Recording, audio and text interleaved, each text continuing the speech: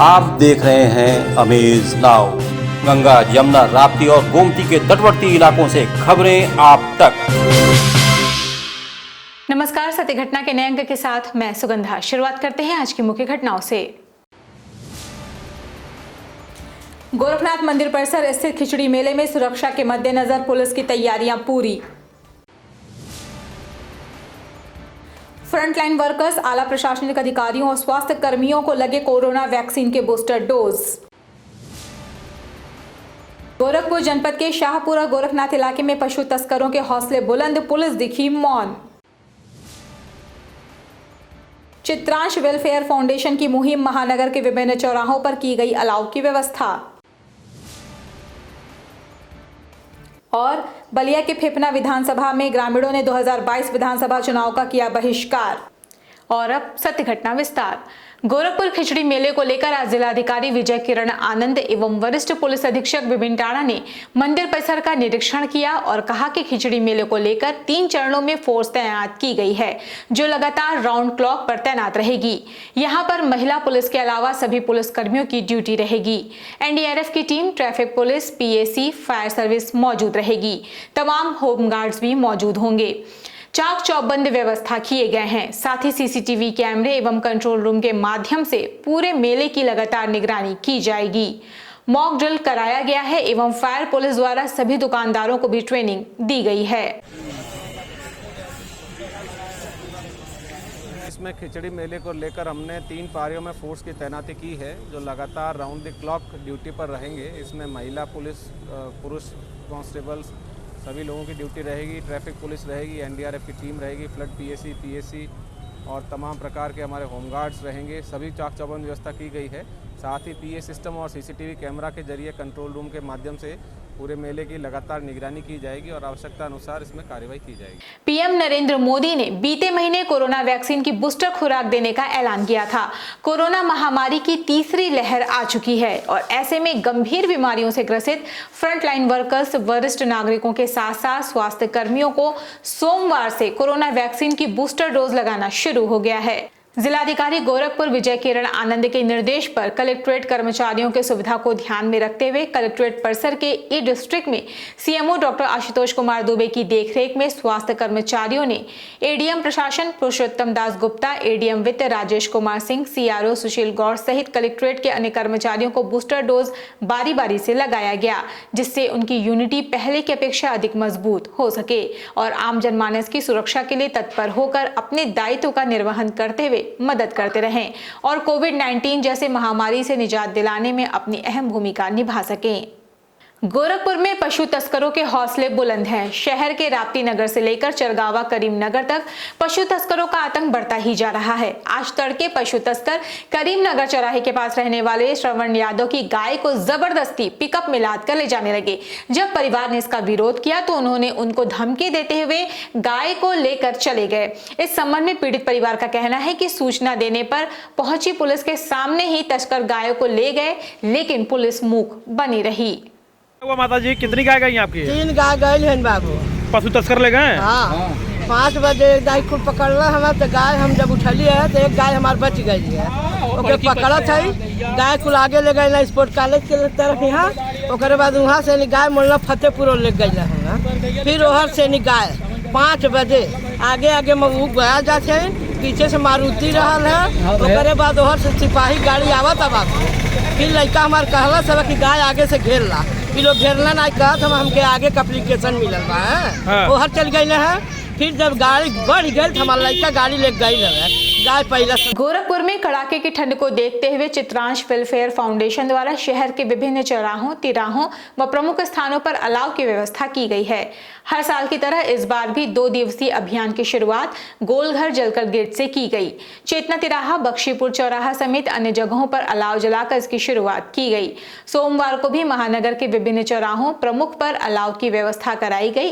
इस संबंध में फाउंडेशन के सचिव दीपक श्रीवास्तव ने कहा कि 2 से 3 दिन तक हम हर प्रमुख स्थानों पर सूखी लकड़ी जलाकर अलाव जलवा रहे हैं, जिससे जरूरतमंद ठंड से थोड़ी राहत पा सके। इस मौके पर फाउंडेशन के राष्ट्रीय अध्यक्ष संदीप श्रीवास्तव, राष्ट्रीय सचिव दीपक श्रीवास्तव, राष्ट्रीय मीडिया प्रभारी अरविंद कुमार श्रीवास्तव, कोषाध्यक्ष अरुण श्रीवास्तव, डॉक्टर सृजन, परितोष श्रीवास्तव, गौरी शंकर, अतुल श्रीवास्तव, डॉक्टर मनोज, पंकज श्रीवास्तव मौजूद रहे। चित्रांश वेलफेयर फाउंडेशन के तत्वाधान में ये अलाव की व्यवस्था, जिस सर्दी का प्रकोप को देखते हुए अलाव की व्यवस्था की जाती है हर वर्ष, तो उसी क्रम में इस बार भी यही व्यवस्था की गई। हम लोगों ने किया है कि गरीबों को जो असहाय सड़क पे हैं उनको रात में दिक्कत बहुत हो रही थी, देखा गया था, तो इसलिए हम लोग ने हर साल इसको करने का प्लान किया। तो उसी तत्वाधान में इस बार भी ये कहाँ पर इस तरीके से आप अब देखिए, हम लोगों ने ये प्लान किया कि सारे पुलिस चौकी और जो हम उसके आसपास कर दिया जाए, ताकि वहाँ पर पुलिस वाले भी रात में काफ़ी देर तक गश्त करते हैं, उनको भी एक थोड़ा सहारा मिल रहेगा इसका। और वैसे तो मतलब कोशिश यही रहेगी कि सारे जितने पुलिस चौकी और थाने हैं, मतलब चौकी इंचार्ज वगैरह लोगों उनसे बातचीत की जा रही है कि वहाँ पर अवश्य इसकी व्यवस्था की जाए। विधानसभा चुनाव 2022 का बिगुल बजते ही आचार संहिता का पालन कराने के लिए अधिकारी और कर्मचारी पूरी तरह से जुट गए हैं। इसी क्रम में संत कबीरनगर जनपद के जिलाधिकारी दिव्या मित्तल और एसपी डॉक्टर कौस्तुभ ने पुलिस कर्मियों के साथ शहर में पैदल गश्त करके वाहनों से और सड़कों पर लगे बैनर, पोस्टर, झंडों को हटवाया। सपा भाजपा के नेताओं के वाहनों पर लगे झंडों के साथ ही साथ सड़कों पर लगे बैनर में भाजपा नेता वैभव चतुर्वेदी, डॉक्टर अयूब सर्जन, सुनीता अग्रहरी, क्षेत्रीय उपाध्यक्ष भाजपा जिला मंत्री दीपू सिंह सहित कई गाड़ियों के झंडे और पोस्टर भी उतरवाए गए। उनका कहना है कि यदि इसके बाद भी झंडे, बैनर, पोस्टर मिलते हैं तो FIR भी दर्ज कराए जाएंगे।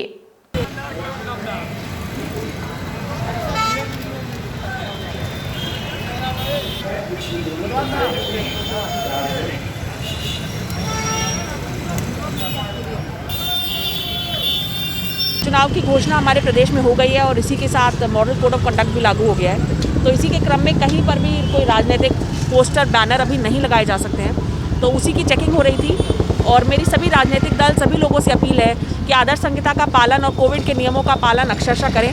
कहीं कोई डाउट, क्लैरिफिकेशन है तो हमसे बात करें।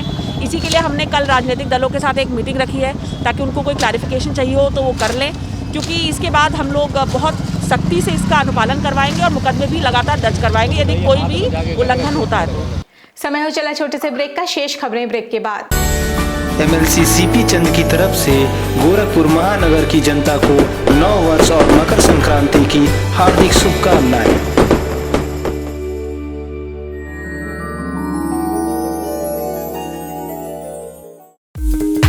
वेलकम टू जया शक्ति Infracon LLP।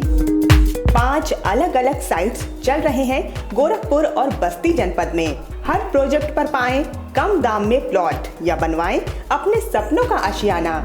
Ayush golf city, Sunauli road, Gorakhpur.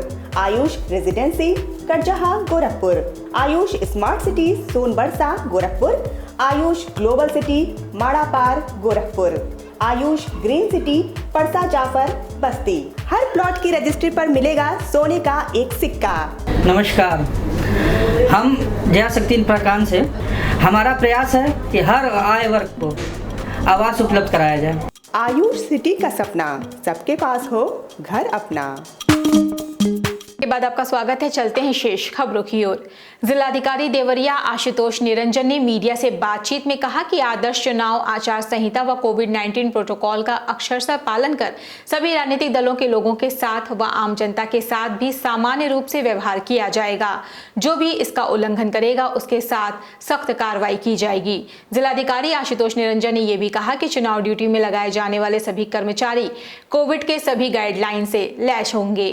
जनपद में जो सामान्य निर्वाचन 2022 है उसकी अंतर्गत आदर्श आचार संहिता कल से लागू हो चुकी है। उसके जो सुसंगत प्रावधान हैं वो आज मीडिया ब्रीफिंग में भी विस्तार से बता दिए गए हैं और जो राजनीतिक दल हैं, मान्यता प्राप्त और अन्य जो इम्पोर्टेंट जन समूह हैं उनको भी उसके बारे में विस्तार से छोटे छोटे ग्रुप्स में एजुकेट हम लोगों ने कर दिया है।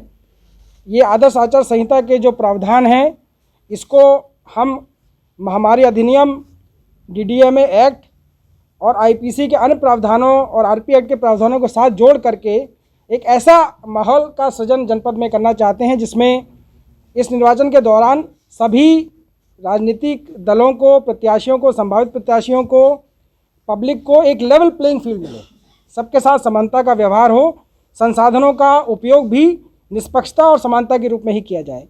तो उसके बारे में ये प्रेस कॉन्फ्रेंस थी। गोरखपुर के जिला महिला चिकित्सालय में नवागत प्रमुख अधीक्षक डॉक्टर नरेंद्र कुमार श्रीवास्तव ने आज अपना पदभार ग्रहण किया। इस मौके पर डिप्लोमा फार्मासिस्ट एसोसिएशन और महिला अस्पताल के कर्मचारियों ने नवागत प्रमुख अधीक्षक का पुष्पगुच्छ देकर स्वागत किया और उन्हें पूरा सहयोग देने की बात कही। इस मौके पर प्रमुख अधीक्षक नरेंद्र श्रीवास्तव ने कहा कि कोविड काल में मरीजों को बेहतर सुविधा देना उनकी पहली प्राथमिकता होगी।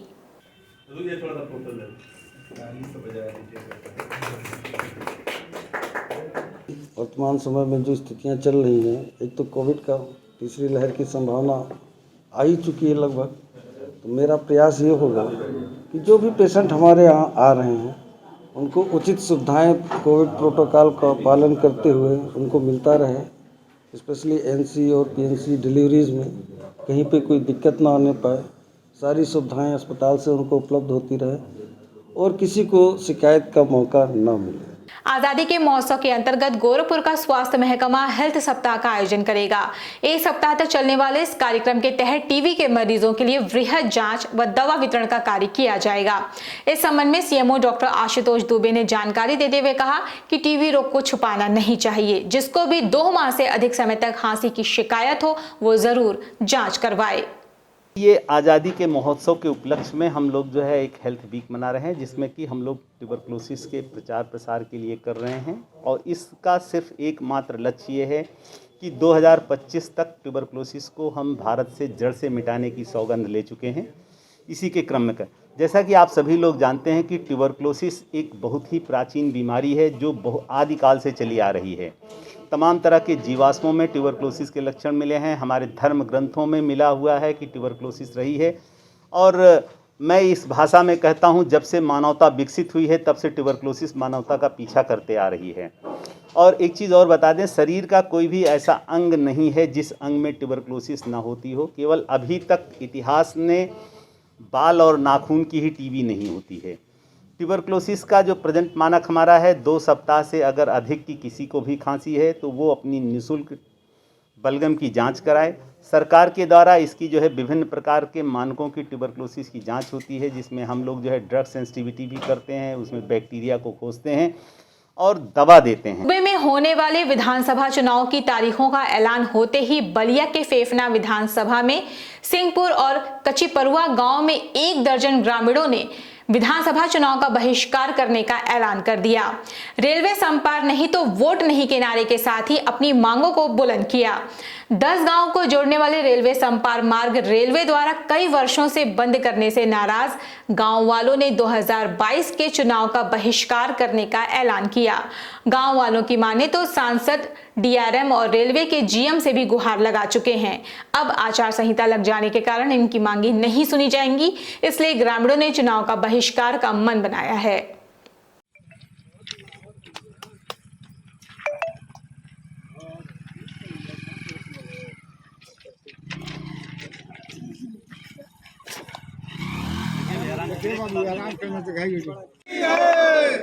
चाहे जो मजबूरी हो।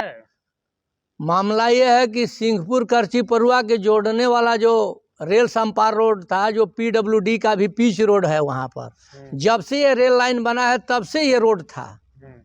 2016 में समाजवादी की सरकार थी प्रदेश में, क्षेत्रीय भेदभाव के चलते इस संपर्क को बंद कराया गया। वर्तमान में 2017 में रेल मंत्री मनोज सिन्हा हुआ करते थे, लोगों से झूठा वादा करके गए कि आपका रेल संपर्क हम खुलवा दे रहे हैं, आप यहाँ के लोकप्रिय विधायक उस समय उपेंद्र तिवारी हुआ करते थे, इनको विधायक बनाइए। उसके बाद 2019 में इनसे जब कहा गया तो ये कहे कि एमपी साहब को आप जिता दीजिए, दिल्ली में जाएंगे तो आपका अंडरपास रेल संपर्क बन जाएगा। यहाँ एमपी भी भाजपा का इस क्षेत्र के लोगों ने बनाया, लेकिन इस क्षेत्र की जनता को बारी बारी से हर पॉलिटिकल पार्टियों के द्वारा छला गया।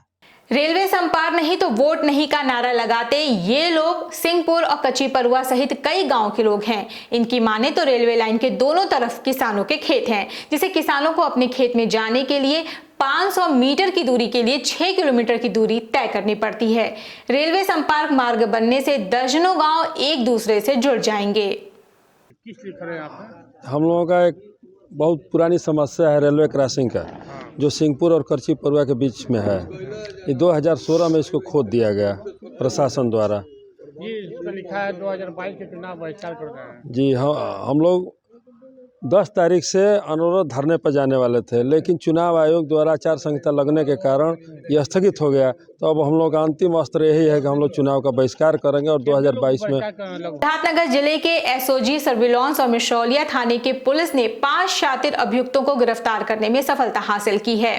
ये पांचों अभियुक्त सिद्धार्थनगर जिले में हुए अपहरण के साथ कई घटनाओं में वांछित थे। पुलिस ने इनके कब्जे से 2 देशी तमंचा, विभिन्न घटनाओं में प्रयुक्त बोलेरो जीप, 1 मोटरसाइकिल भी बरामद की है। पकड़ में आए 4 अभियुक्त सिद्धार्थनगर जिला मुख्यालय के निवासी हैं, जबकि एक सिद्धार्थनगर जिले के मोहना थाने के फसदीपुर गांव का है। पुलिस कप्तान यशवीर सिंह ने बताया कि पकड़े गए 5 अभियुक्त अभी नई उम्र के हैं और वे अपराध की दुनिया में कदम रख रहे थे। 5 अभियुक्तों को पुलिस ने विभिन्न धाराओं में मुकदमा पंजीकृत कर जेल भेज दिया।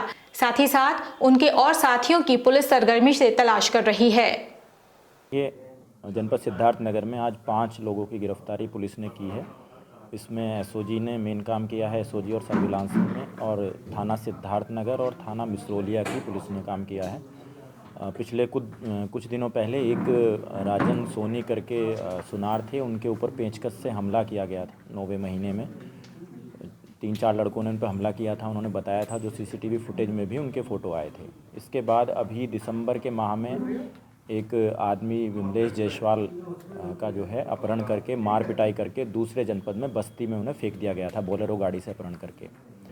तो इसमें दोनों में जो पुलिस को जानकारी मिली थी, अपने जो सूत्रों से जानकारी मिली थी, ये पता चला था कि दोनों में जो लड़के हैं जो घटना करने वाले हैं वो सेम है। तो इसमें टीम लगी हुई थी और एसओजी सर्विलांस की मदद से और मुखबिर की सूचना पे 5 लड़कों को गिरफ्तार किया है। पिपराइच थाना क्षेत्र के तूरा बाजार स्थित राज नर्सिंग एंड पैरामेडिकल कॉलेज का रजिस्ट्रेशन फर्जी होने का मामला प्रकाश में आया है, जिससे राज नर्सिंग पैरामेडिकल कॉलेज के छात्रों ने हंगामा करते हुए सुबह 10:30 बजे से पिपराइच गोरखपुर मुख्य मार्ग को जाम कर धरने पर बैठ गए। सूचना मिलते ही मौके पर पहुंचकर पिपराइच थाना अध्यक्ष ने मामले को सुलझाने का प्रयास किया, लेकिन आक्रोशित छात्र कुछ भी सुनने को तैयार नहीं थे। मामला बढ़ता देख उन्होंने उच्च अधिकारियों को अवगत कराया। मौके पर पहुंचकर क्षेत्राधिकारी चौरी चौरा, नायब तहसीलदार, एडीएम सदर भी छात्रों को समझाने बुझाने का प्रयास करते रहे, लेकिन बात नहीं बनी। लगातार 4 घंटे से धरने पर बैठने के बाद छात्रों ने पैदल ही गोरखपुर शहर के लिए कूच कर दिया।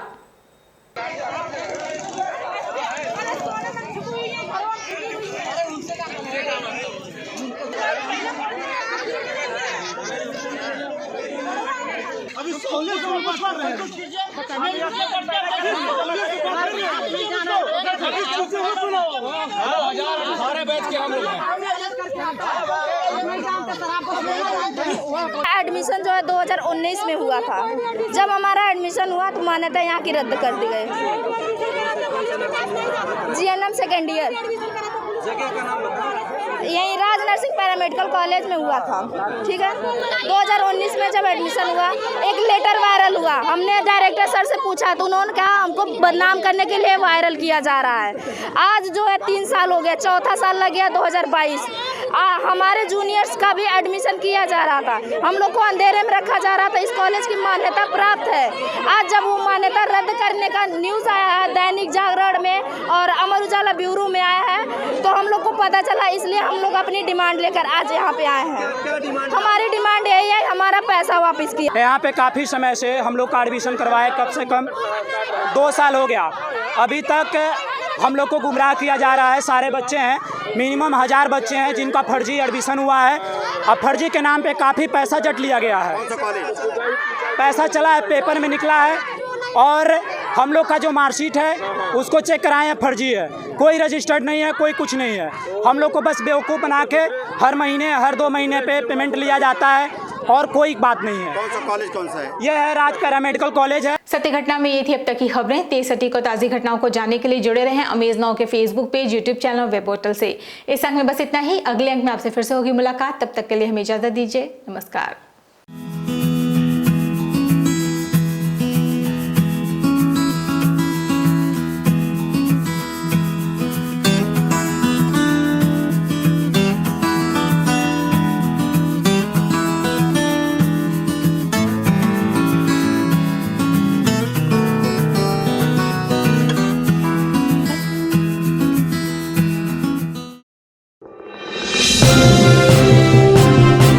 आप देख रहे हैं अमेज नाउ।